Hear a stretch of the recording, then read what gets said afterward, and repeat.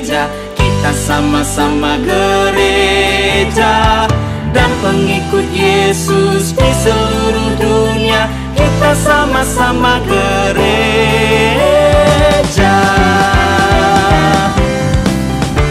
Gereja bukanlah gedungnya, dan bukan pula menaranya. Bukalah pintunya, lihat di dalamnya, gereja adalah orangnya. Apinya berkobar dalam hatiku, gembira hatiku selamanya. Ku bersaksi berseru, Yesus juru selamatku, karena ku berpegang pada janjinya. Apinya terang, jiwaku senang, muliakanlah Tuhanku. Haleluya bergema, Yesus Raja yang benar. Apinya berkobar dalam hatiku. Mari sama-sama kita bertepuk tangan. Apinya terang, jiwaku senang, muliakanlah Tuhanku. Haleluya bergema, Yesus Raja yang benar. Apinya berkobar dalam hatiku. Apinya terang, jiwaku senang, muliakanlah Tuhanku. Haleluya bergema, Yesus Raja yang benar. Apinya berkobar dalam hatiku. Apinya berkobar dalam hatiku. Apinya berkobar dalam hatiku. Apinya berkobar dalam hatiku.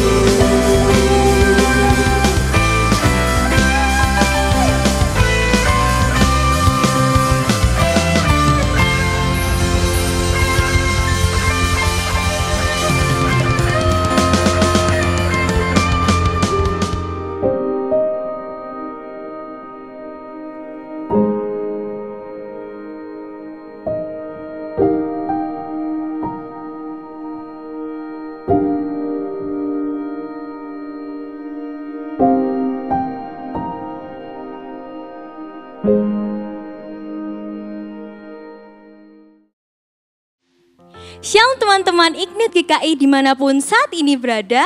Selamat hari Minggu dan selamat bergabung dalam ibadah online Ignite GKI. Saya mengajak teman-teman semua untuk memberikan tanda hati sebagai bentuk salam damai kita kepada satu sama lain. Kita bisa berikan tanda hati ini ke kanan kita, ke kiri kita, dan ke depan layar kita dengan mengatakan salam damai. Salam damai, salam damai, salam damai. Pada hari ini kita layak bersyukur sebab Tuhan ialah Sang Gembala kita yang sangat baik, yang mendukung kita di setiap pagi dan malam kita, yang pada salib dosa kita dihapuskan. Oleh kasih setianya, duka cita kita menjadi hilang. Ya, ialah Sang Juru Selamat yang layak kita puji, layak kita sembah, dan layak kita beritakan keagungannya kepada dunia. Kita mau naikkan rasa syukur kita dengan puji Dia, Sang Juru Selamat.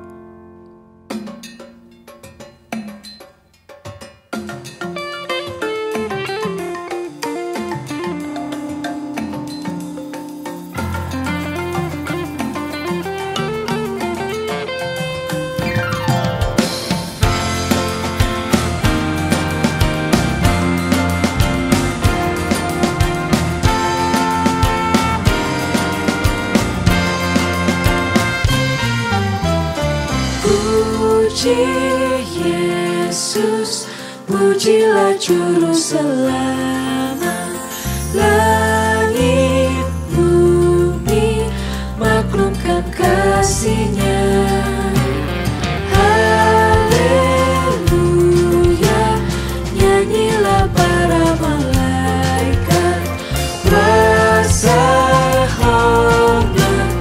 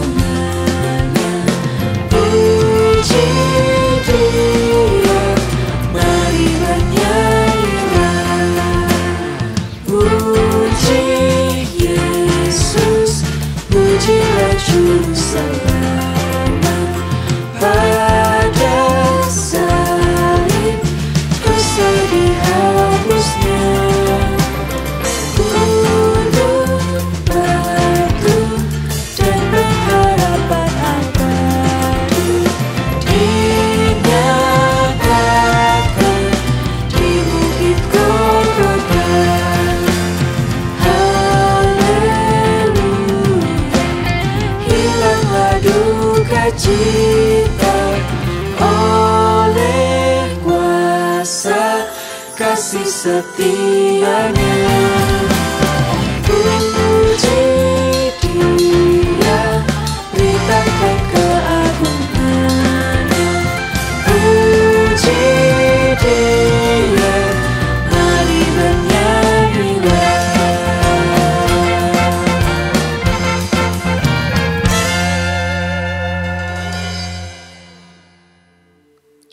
Kasih yang begitu nyata, kasih yang begitu sempurna, yang mendukung setiap langkah kita, yang mencintai kita tanpa syarat apapun, seharusnya membuat hidup kita dalam kebenarannya dan menyenangkan hatinya. Namun tidak jarang, kita justru hidup dalam kedagingan kita yang membuat hati Tuhan terluka. Saat ini, kita mau datang ke hadirat Tuhan, mengaku dosa dan salah kita di hadapannya. Teman-teman diberikan waktu untuk mengaku dosa secara pribadi.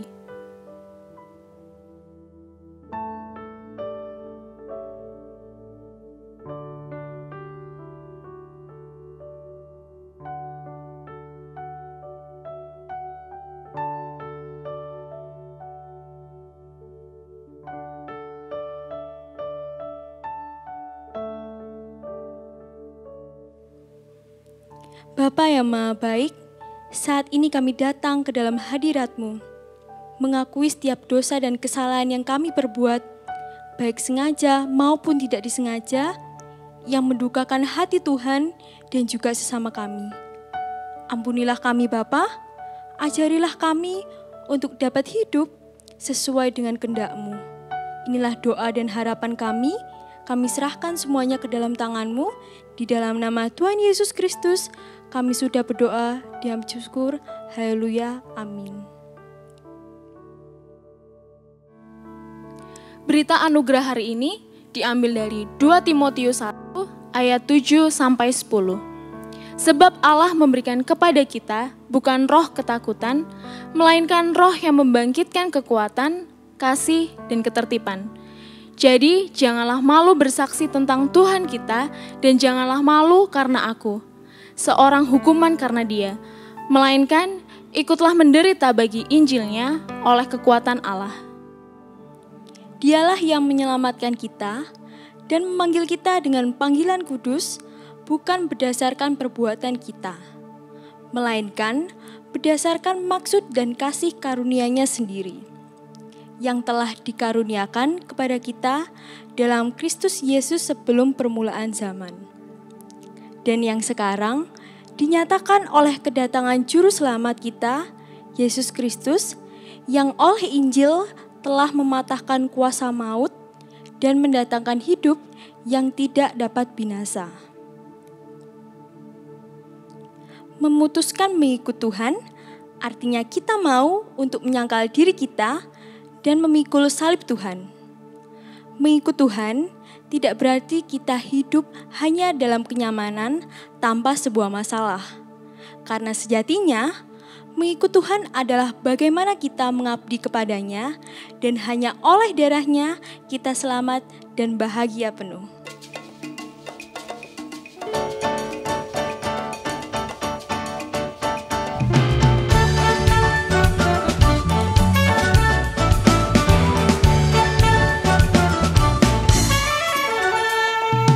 Ikuti Kau saja Tuhan, jalan damai bagiku. Aku selamat dan sentosa hanya oleh darah-Mu. Aku ingin ikuti Kau dan mengabdi padamu. Dalam Dikau Juru Selamat, ku bahagia.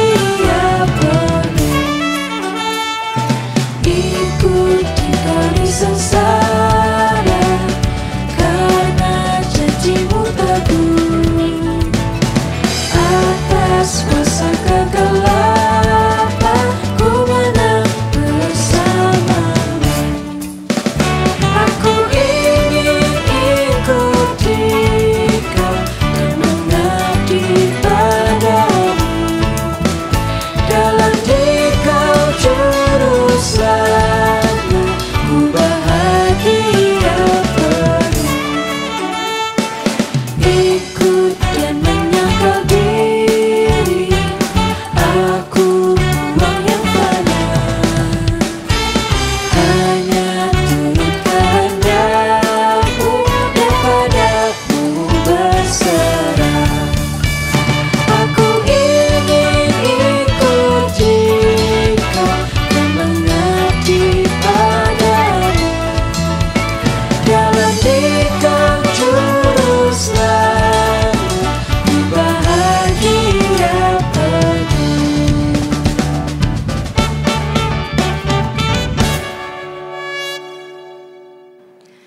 Teman-teman yang dikasihi Tuhan, mengawali perenungan firman kita pada saat ini, mari kita bersama-sama berdoa.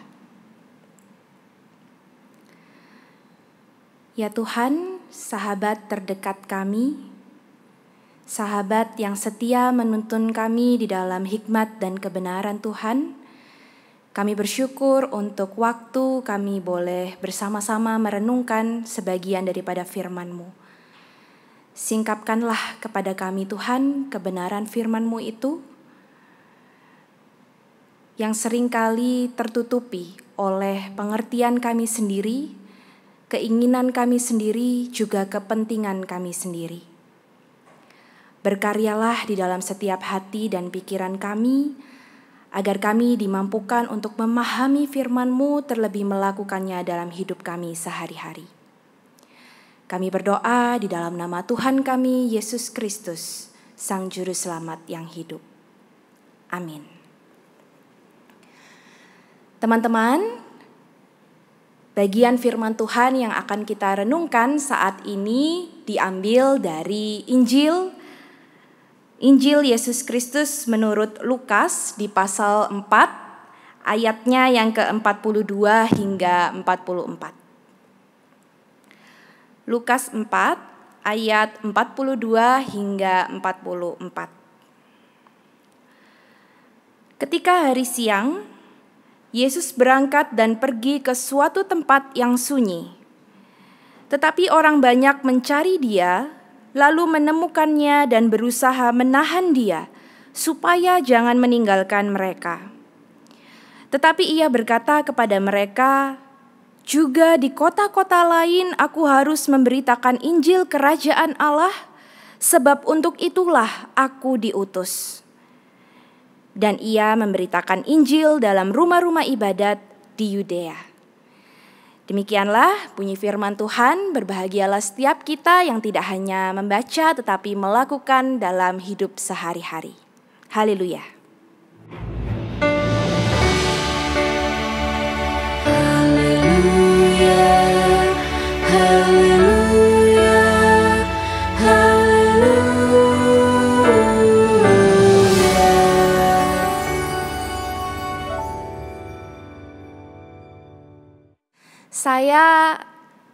Saya bukan orang beragama Kristen, tetapi saya ialah pengikut Kristus. Saya bukan orang beragama Kristen, tapi saya adalah pengikut Kristus. Teman-teman yang dikasihi Tuhan, kalimat yang baru saja saya sebutkan tadi ialah kalimat yang saya pernah baca di sebuah berita. Berita tentang tokoh publik yang sangat terkenal di tahun 2014 dalam sebuah event perayaan Paskah begitu. Tokoh publik ini yang kiprahnya tidak hanya dalam satu komunitas kecil tapi skalanya nasional begitu, mengatakan, "Saya bukan orang beragama Kristen, tapi saya adalah pengikut Kristus." Nah, saya yang waktu itu masih SMA, masih remaja, saya terheran-heran. Apa maksudnya? Apa bedanya? Bedanya apa antara orang beragama Kristen dengan pengikut Kristus? Bagi saya kalau mengatakan pengikut Kristus, ya pasti agamanya Kristen. Kenapa kok kesannya seperti dipertentangkan? Antara ada kelompok agama Kristen lalu kelompok pengikut Kristus. Sampai suatu ketika saya belajar, saya memahami bahwa kalimat itu sesungguhnya hendak mengkritik atau memberikan respon terhadap cara hidup orang-orang yang mengaku beragama tertentu, tetapi perilakunya tidak mewakili ajaran agamanya. Bahwa belum tentu orang yang beragama Kristen itu pasti melakukan gaya hidup seperti Kristus. Teman-teman ambil contoh misalnya ketika kita menyukai seorang tokoh, kita punya idola, lalu kita ingin mengenal lebih dekat, ingin tahu kehidupannya, ingin tahu apa yang menjadi bagian dari hidup seseorang yang kita puja-puja ini. Lalu kalau kita ketik namanya di Google, seringkali kata yang muncul setelah nama idola kita itu adalah kata agama. Ya, kalau bahasa Inggris ya religion gitu. Yang muncul adalah kata agama yang paling banyak dicari. Jika agamanya sama dengan kita kemudian senang. Yes, agama. Apalagi kalau perilakunya semasa dia berkarir gitu ya, berkarya memang menunjukkan kualitas para pengikut Kristus. Kalau kelakuannya buruk, kemudian kita akan berkata, "Ish, malu-maluin agama Kristen aja." Lalu kita merendahkan orang itu. Nah, kalau agamanya berbeda dengan kita akan mengatakan, sayang ya, cakep, baik, keterampilannya banyak, bisa multitasking, berbagai talenta begitu. Tapi sayang, agamanya beda sama saya. Seolah agama adalah penentunya. Lama-lama jadi menyembah agama. Termasuk para pemimpin agama yang dianggap menyenangkan hati kita. Bukannya menyembah Tuhan yang mengajarkan kepada kita cinta kasih yang sesungguhnya, tetapi malah menjadikan agama sebagai Tuhan kita.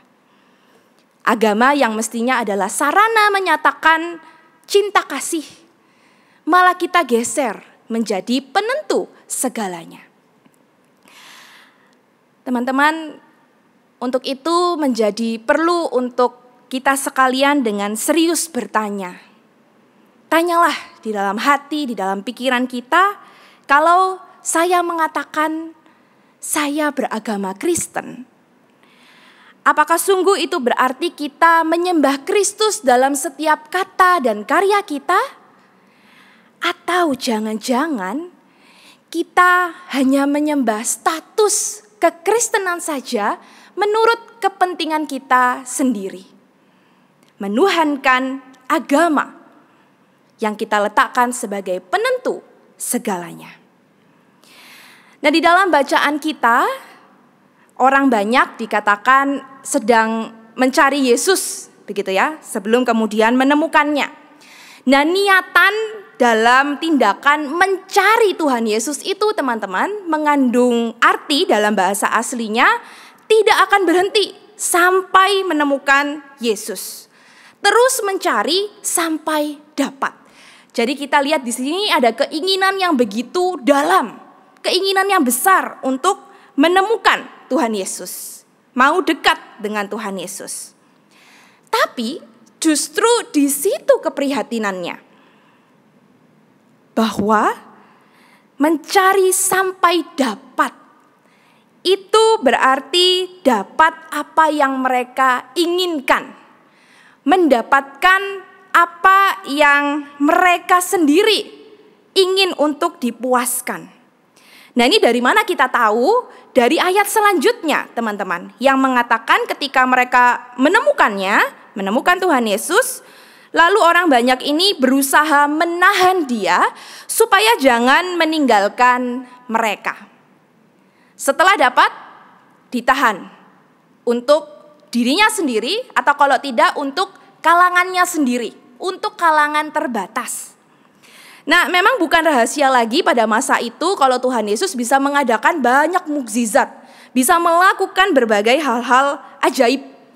Dan tidak berlebihan kalau kita berpikir orang banyak pada saat itu akan melakukan segala cara agar keinginannya terpenuhi. keinginan yang disampaikan kepada Tuhan Yesus itu bisa dipenuhi. Yang berkaitan dengan dirinya sendiri, keluarganya sendiri, tetangganya sendiri, atau penduduk di daerahnya sendiri di mana ia tinggal. Itu dulu dituntaskan. Persoalan itu harus selesai dulu baru mau berbagi dengan Tuhan Yesus kepada orang-orang di tempat lain. Jadi ada tindakan menahan. Itu berarti mereka punya kepentingan sendiri. Mereka ingin membawa Yesus pada kehidupannya sendiri, pada kalangannya sendiri untuk menunjukkan apa yang bisa dikerjakan di satu daerah menurut keinginan mereka. Nah, kalau kita mencoba meletakkan diri kita di posisi orang banyak ini, teman-teman, kita mungkin sebenarnya akan berempati. Kita mungkin akan memahami posisi mereka. Nih, bayangkan di perikop sebelumnya, di perjalanan pelayanan yang sebelumnya, Tuhan Yesus itu juga ada di satu rumah ibadat. Di Galilea juga. Nah, di sana dikatakan bahwa Roh Tuhan ada padaku, oleh sebab Ia telah mengurapi aku untuk menyampaikan kabar baik kepada orang-orang miskin. Ia telah mengutus aku untuk memberitakan pembebasan kepada orang-orang tawanan, penglihatan bagi orang-orang buta, membebaskan yang tertindas, memberitakan tahun rahmat Tuhan telah datang. Jadi dalam pengalaman sebelumnya, orang banyak ini mendengar Tuhan Yesus berkata demikian. Nah, tapi giliran sekarang mereka betul-betul mencari Tuhan, mereka tertarik kepada Tuhan, bahkan dalam jumlah yang besar, beserta dengan gerombolan orang-orang di sekitarnya. Tetapi kenapa kok Tuhan malah memilih untuk pergi ke kota lain? Dan jelas-jelas Tuhan tahu bahwa di Galilea sendiri masih banyak hal bisa dikerjakan. Mengapa kok Tuhan memilih untuk pergi ke tempat lain? Kenapa tidak sebanyak-banyaknya dulu di Galilea, baru kemudian pergi? Mereka juga mungkin berpikir ya, di Galilea itu sudah banyak orang percaya kepada Tuhan Yesus. Dan di kota itu, di kota-kota itu di Galilea itu banyak orang-orang Farisi. Karena banyak sinagog-sinagog di situ di mana mereka mengajar. Dan situasi ini bisa dijadikan ajang untuk mengalahkan gitu ya, menaklukkan para Farisi dengan institusi agamanya, institusi agama Yahudi. Orang banyak mungkin merasa ini saatnya, mumpung Tuhan lagi viral, sekalian Tuhan di sini dulu. Mereka mungkin kesal. Tidak mengerti kenapa Tuhan justru tidak mengambil momen itu tapi malah pergi ke kota lain. Nah, teman-teman, ketika meletakkan diri ada di posisi orang banyak itu, kita memahami apa yang menjadi realita mereka pada saat itu yang bisa kita pikirkan. Namun mari kita lihat mengapa Tuhan Yesus memilih untuk pergi ke kota lain. Di dalam bacaan kita dikatakan demikian. Juga di kota-kota lain, aku harus memberitakan Injil Kerajaan Allah, sebab untuk itulah aku diutus. Teman-teman, di situ ada kata juga di kota-kota lain. Ini berarti Tuhan tidak mengabaikan apa yang menjadi realita kenyataan orang-orang di Galilea. Tuhan bukannya tidak peduli kepada mereka, Tuhan lebih mementingkan Yudea begitu ya, wilayah yang dikatakan destinasi selanjutnya begitu dari perikop kita. Bukannya kota-kota di Yudea itu dianggap lebih dari Galilea.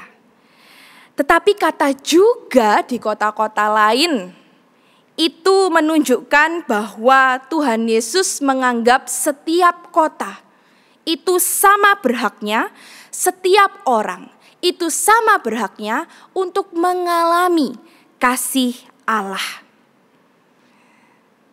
Dan kalau misalnya orang banyak itu teman-teman kan menunjuk misalnya kepada pengalaman di rumah ibadat sebelumnya ketika Tuhan katakan, kan Tuhan mau membebaskan orang-orang tertindas, mau mencelikkan orang-orang yang buta.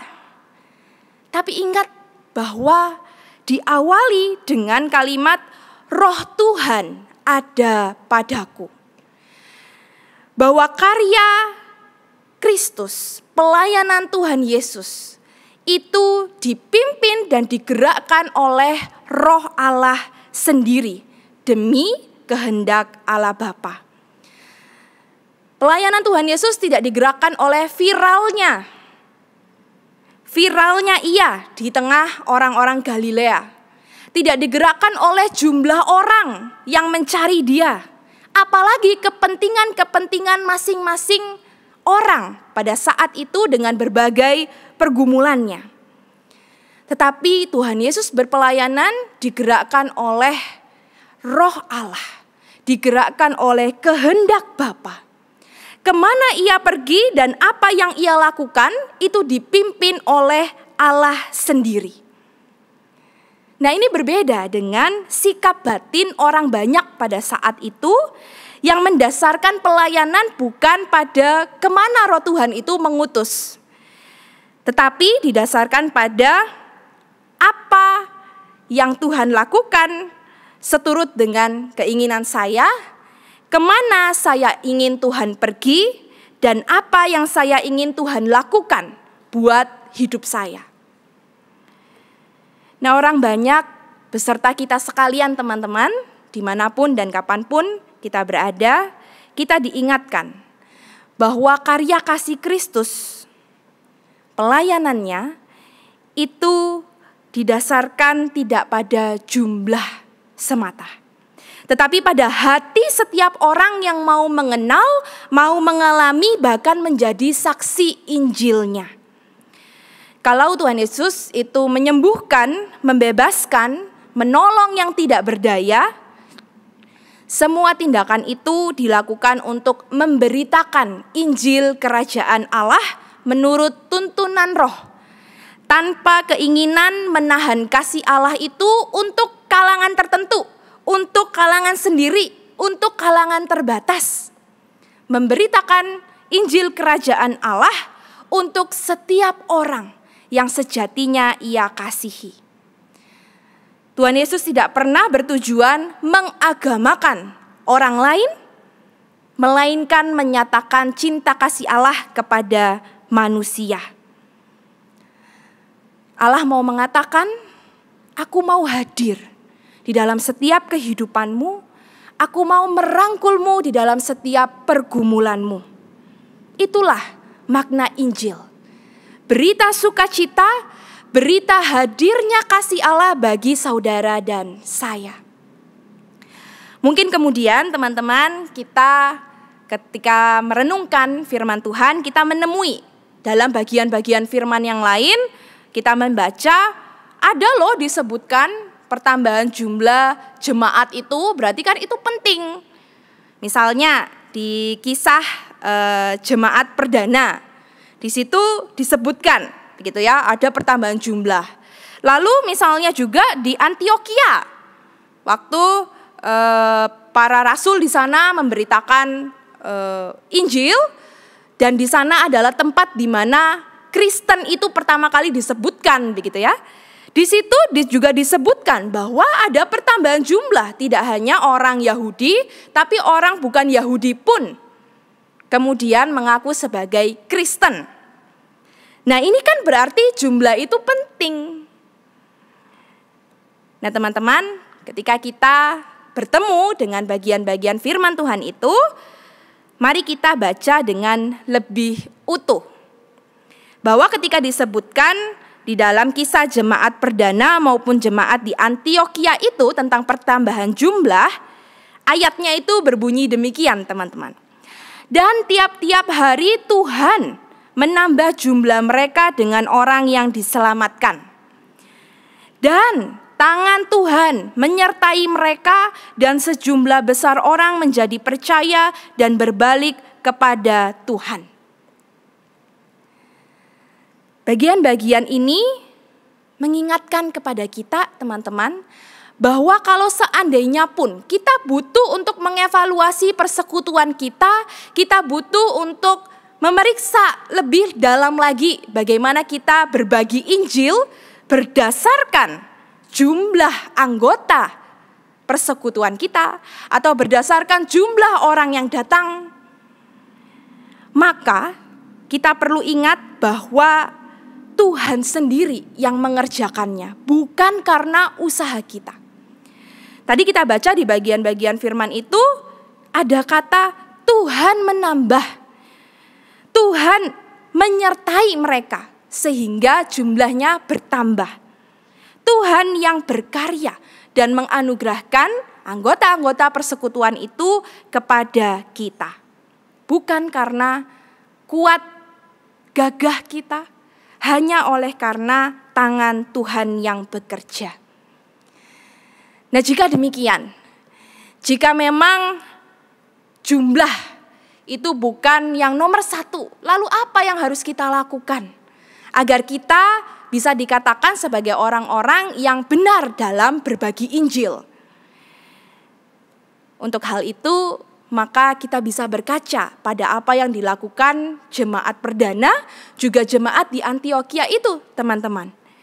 Bahwa kalau kita lihat, baik sedikit maupun banyak anggota persekutuan mereka, gaya hidup mereka tidak berubah.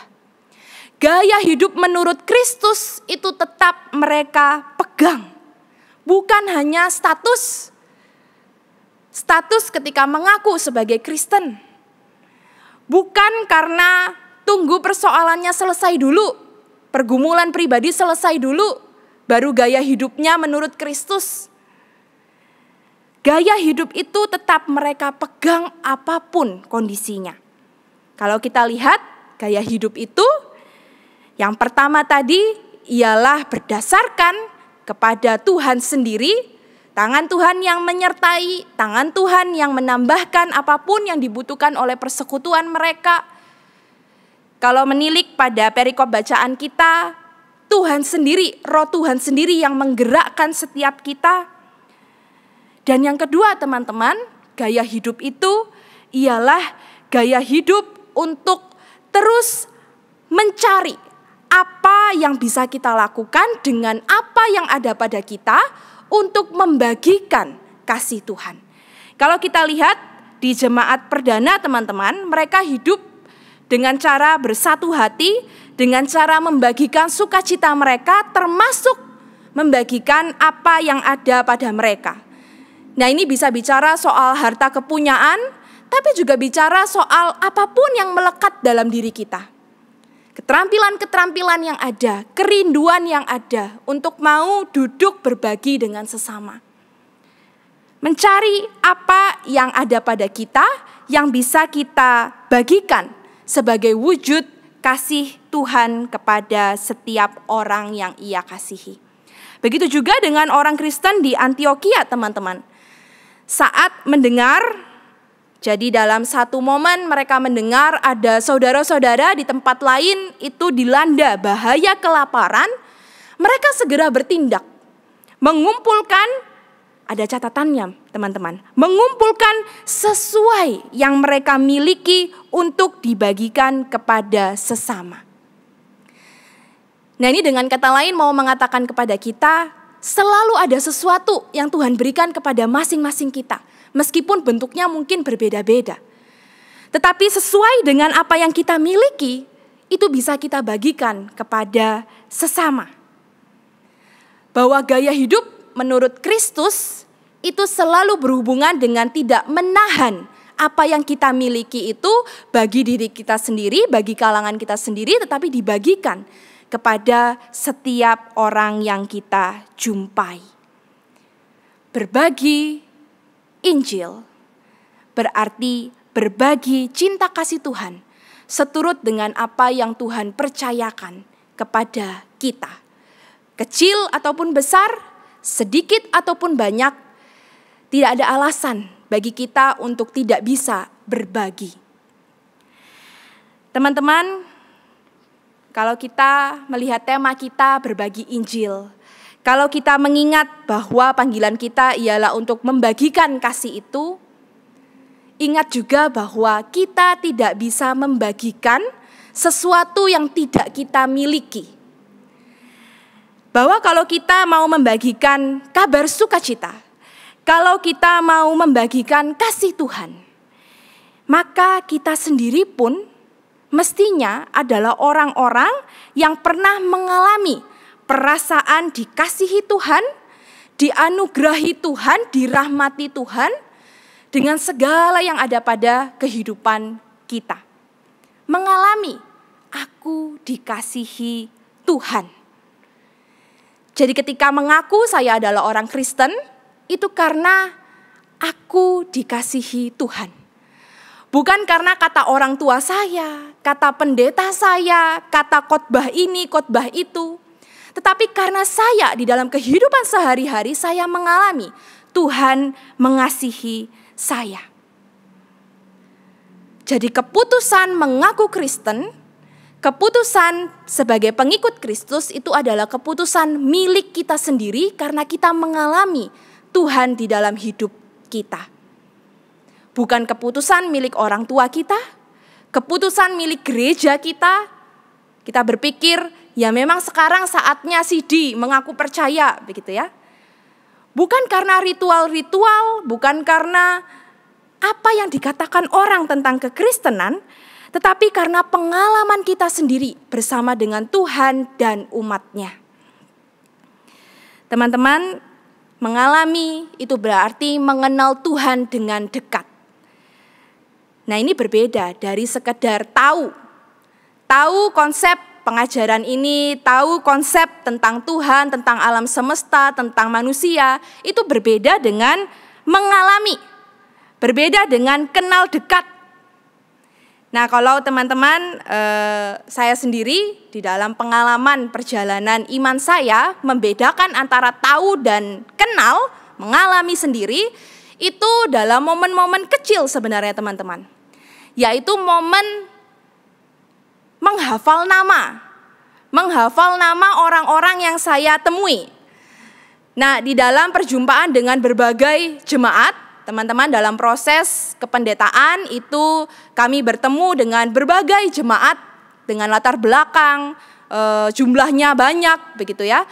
Dan untuk itu salah satu pengalaman yang saya dapatkan ialah kesulitan untuk menghafal nama. Nah, untuk tahu namanya mungkin tidak sulit teman-teman, tinggal tanya toh, siapa namamu? Lalu nama saya Janet, begitu ya.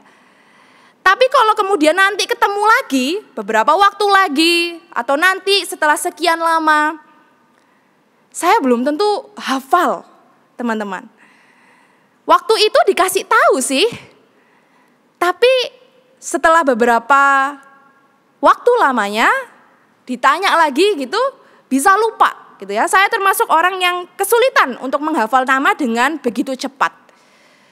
Nah, tapi dari pengalaman-pengalaman yang ada teman-teman, cara saya bisa kemudian kenal seseorang, tahu nama seseorang, bisa menyebutkannya tanpa perlu diulang lagi oleh orang itu namanya, ialah dengan memiliki kegiatan bersama.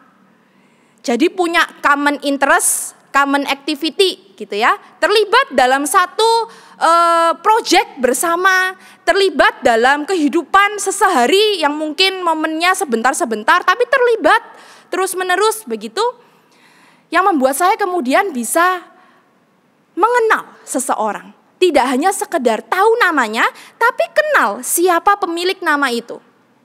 Harus ada common activity-nya gitu ya, mengalami setiap hari beraktivitas bersama dengan orang itu. Nah, dari situ saya belajar bahwa tahu saja itu tidak bisa dikatakan sebagai kita kenal pribadi seseorang. Hanya tahu itu bisa dengan cepat lupa apa yang menjadi kepribadian karakter seseorang dan apa yang ia ajarkan dalam kehidupan kita. Tetapi ketika kenal, mengalami keseharian bersama dengan seorang pribadi, maka kita akan betul-betul tahu apa itu artinya dikasihi, apa yang menjadi karakter atau pribadi dari seorang yang kita kasihi, yang dalam hal ini ialah Tuhan Yesus sendiri, Allah sendiri. Kalau bicara soal mengenal, mengalami Tuhan, itu berarti kita tidak hanya melipat gandakan pengetahuan. Apa yang diketahui oleh orang tua kita, pendeta kita, sesama kita, lalu kemudian transfer informasi dalam benak kita, selesai begitu ya. Tidak demikian, tetapi bagaimana kita sendiri pun, apakah kita dalam kehidupan sehari membaca, mengenali pribadi Tuhan kita dalam firman-Nya, atau kita hanya mendengar dan menghafal khotbah-khotbah yang diberikan kepada kita. Hari demi hari, sungguhkah kita berjuang untuk sama seperti teladan jemaat perdana yang dituliskan di dalam Alkitab? Atau kita hanya sebatas memuja-muja teladan kekristenan sejati itu tanpa mau bersusah-susah mengalaminya dalam kehidupan sehari-hari?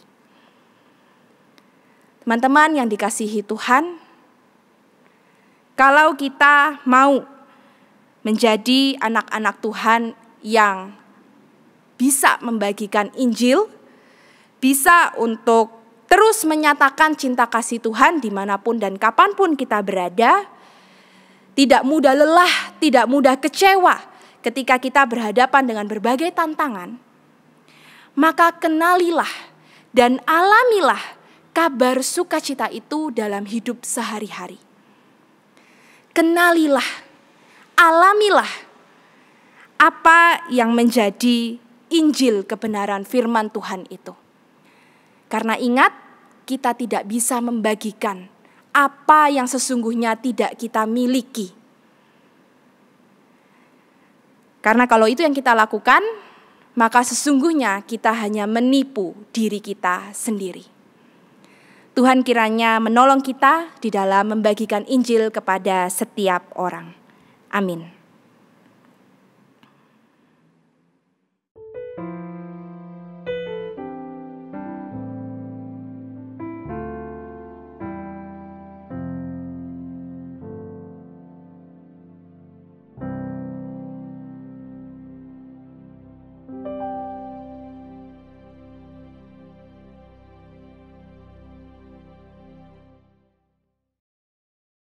Bersama dengan jemaat di segala tempat dan di segala abad, mari kita mengucapkan pengakuan iman rasuli.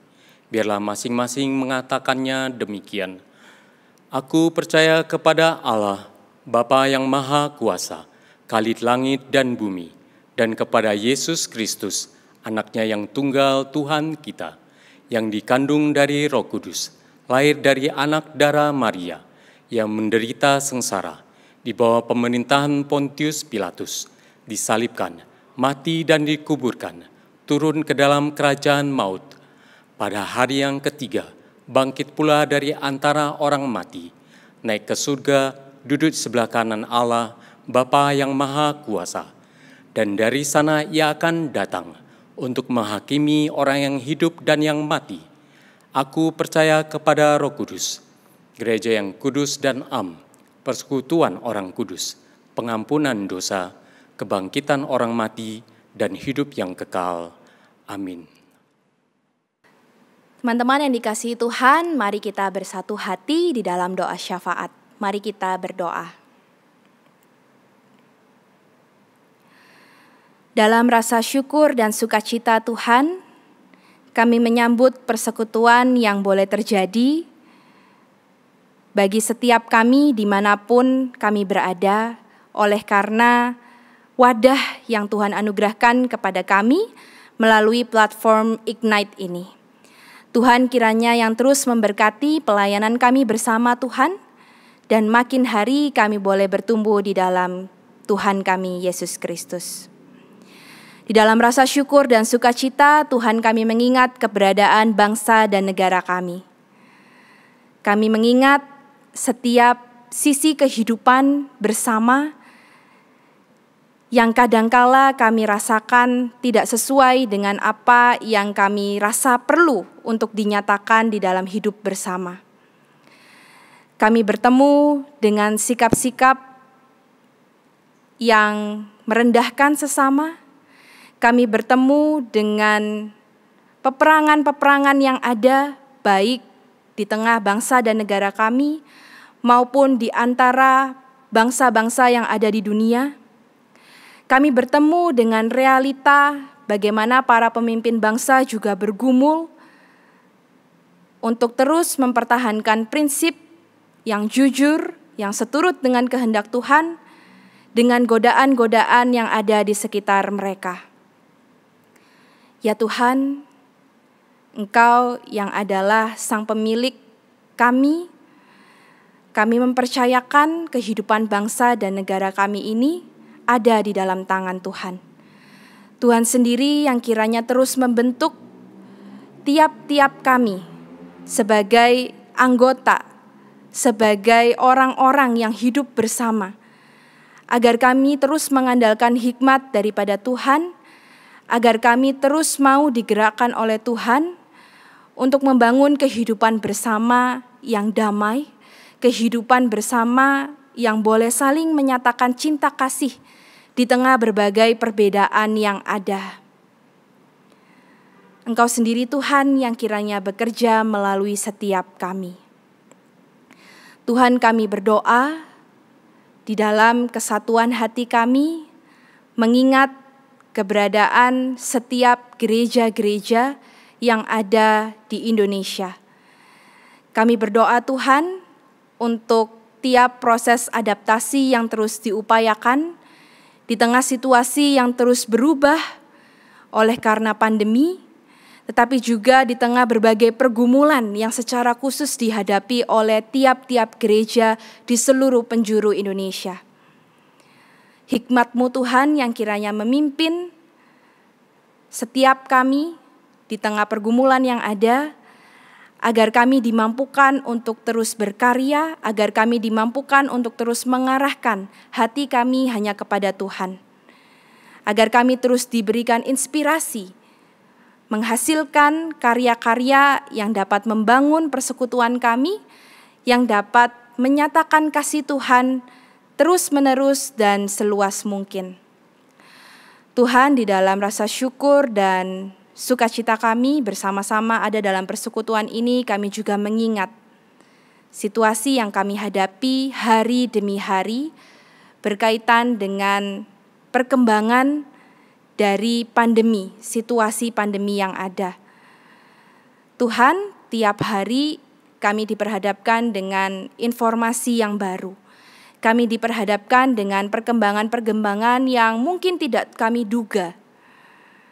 Untuk itu Tuhan, kami hendak menggantungkan harapan kami, juga keteguhan hati kami ada di dalam Tuhan. Oleh karena jikalau kami menggantungkan harapan kami pada apa yang kami temui di sekitar kami, sungguh mudah bagi kami untuk digoyahkan oleh karena situasi yang kami hadapi. Untuk itu Tuhan, kiranya Tuhan sendiri yang bekerja melalui setiap tenaga medis yang berada di lini terdepan, untuk setiap orang yang menolong kami melalui riset-riset yang ada, bahkan masing-masing kami yang bertanggung jawab untuk ikut ambil bagian di dalam menjaga protokol kesehatan, di dalam terus memperkaya diri kami dengan berbagai pengetahuan yang ada, juga cara hidup, gaya hidup yang bisa menolong untuk memelihara kehidupan bersama. Berkatilah kami Tuhan. Kami menyerahkan Tuhan setiap pergumulan hidup kami, bahkan seluruh hidup kami hanya di dalam nama Tuhan kami, Yesus Kristus, yang mengajarkan kepada setiap kami doa Bapa kami.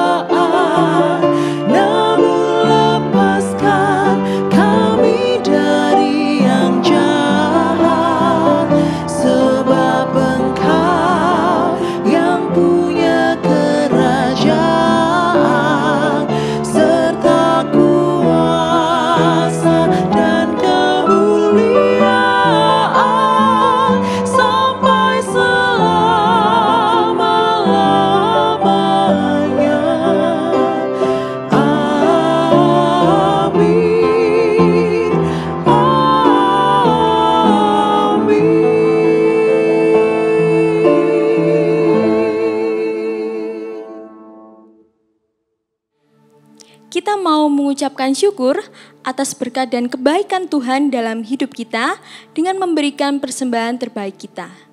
Ayat persembahan diambil dari 2 Korintus 8 ayatnya yang ke-12. Sebab jika kamu rela untuk memberi, maka pemberianmu akan diterima. Kalau pemberianmu itu berdasarkan apa yang ada padamu, bukan berdasarkan apa yang tidak ada padamu.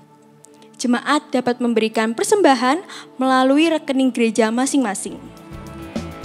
Dalam Dikau juru selamat, ku bahagia penuh. Ikuti Kau di sengsara, karena janji-Mu teguh. Atas kuasa kegelapan, ku menang bersama-Mu. Aku ingin ikuti Kau dan mengabdi padamu. Dalam Dikau juru selamat, ku bahagia penuh. Ikut dan menyangkal diri, aku buang yang fana. Hanya turut kehendak-Mu dan padamu berserah. Aku ingin ikuti Kau dan mengabdi padamu.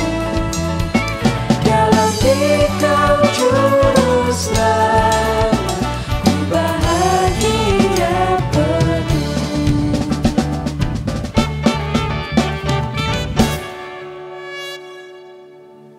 Mari kita berdoa.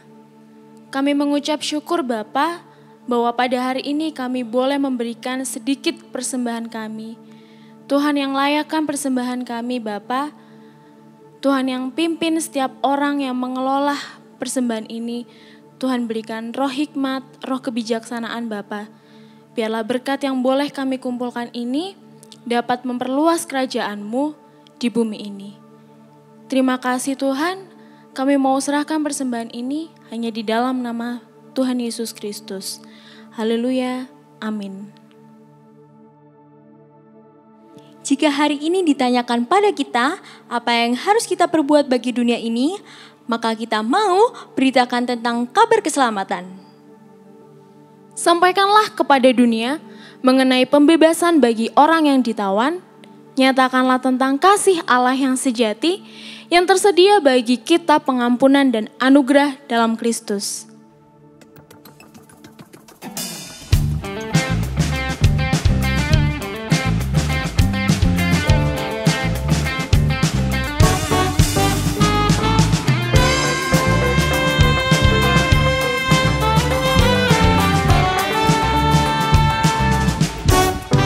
Jika padaku ditanyakan apa akan ku beritakan pada dunia yang penuh penderitaan.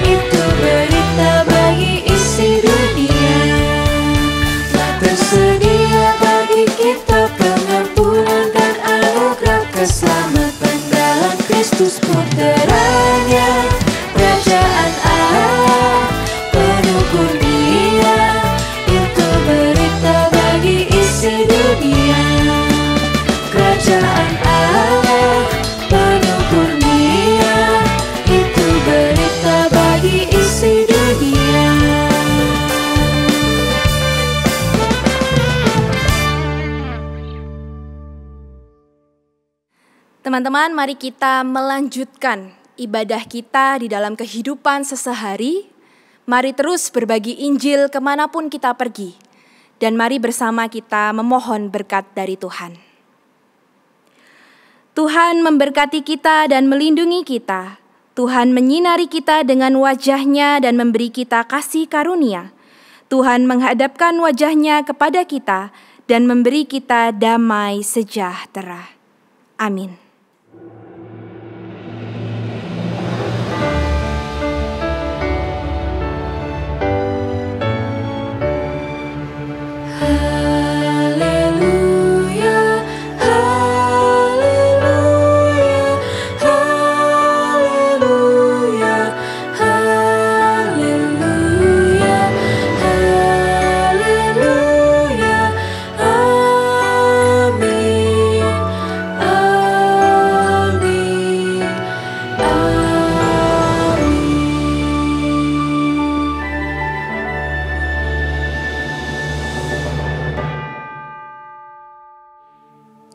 Selamat hari Minggu, Tuhan Yesus memberkati.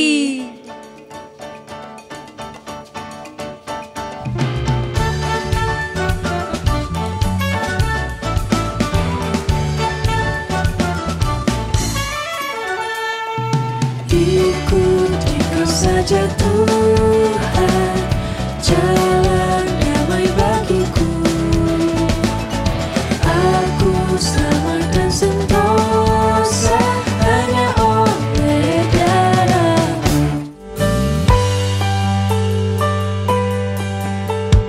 Aku gereja, kau pun gereja, kita sama-sama gereja. Dan pengikut Yesus di seluruh dunia, kita sama-sama gereja. Gereja bukanlah gedungnya, dan bukan pula menaranya. Bukalah pintunya, lihat di dalamnya, gereja adalah orangnya. Apinya berkobar dalam hatiku, gembira hatiku selamanya. Ku bersaksi berseru, Yesus juru selamatku, karena ku berpegang pada janji-Nya. Apinya terang, jiwaku senang, muliakanlah Tuhanku. Haleluya. Aku ingin ikut Dia dan mengabdi padamu. Dalam Dikau juru selamat, ku bahagia penuh. Ikuti Kau di sengsara, karena janji-Mu teguh. Atas kuasa